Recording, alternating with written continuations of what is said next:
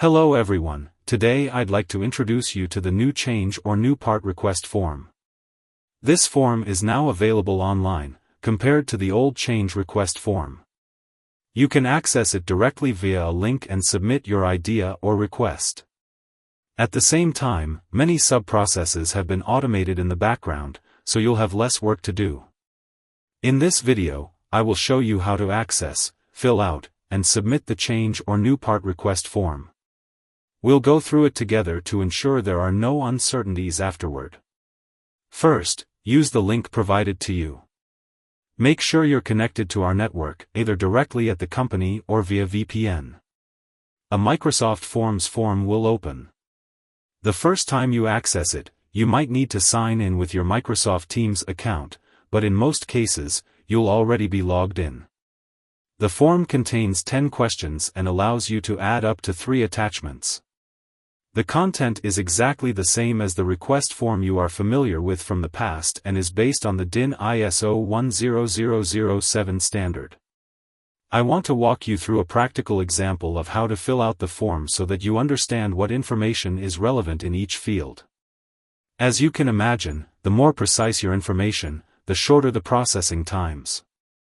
You should also keep in mind that these details will be reviewed by the decision-making panel, including management and all department heads. Let's get started. Questions 1 and 2 are pretty self-explanatory. Just enter your name and department. If your department is not listed, you can enter it in the field at the end. For question 3, you need to provide a short description or title of the change. Make sure to keep it short and concise. You have a maximum of 75 characters. In question 4, you'll need to specify the affected items or products.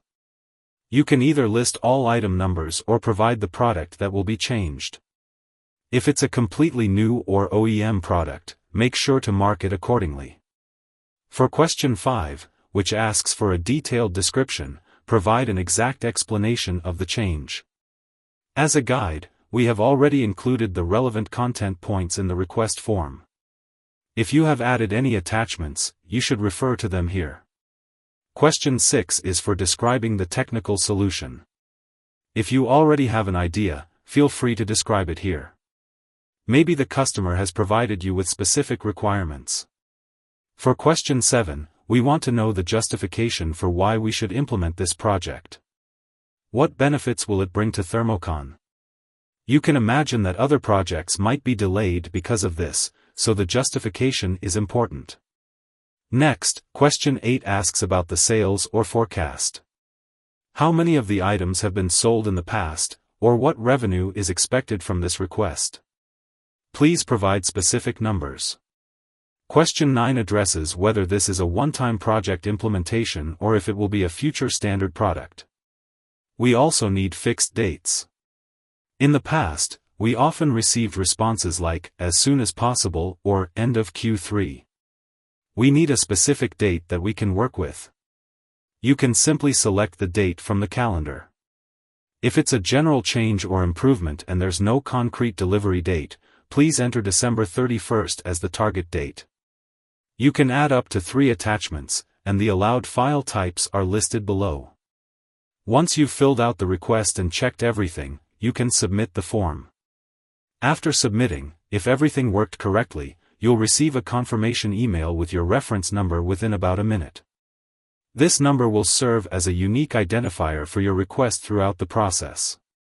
You will also be kept informed of updates via status emails. That's it for this short tutorial on how to access and fill out the change/new part request form. If you have any questions, feel free to contact the product management. Bye.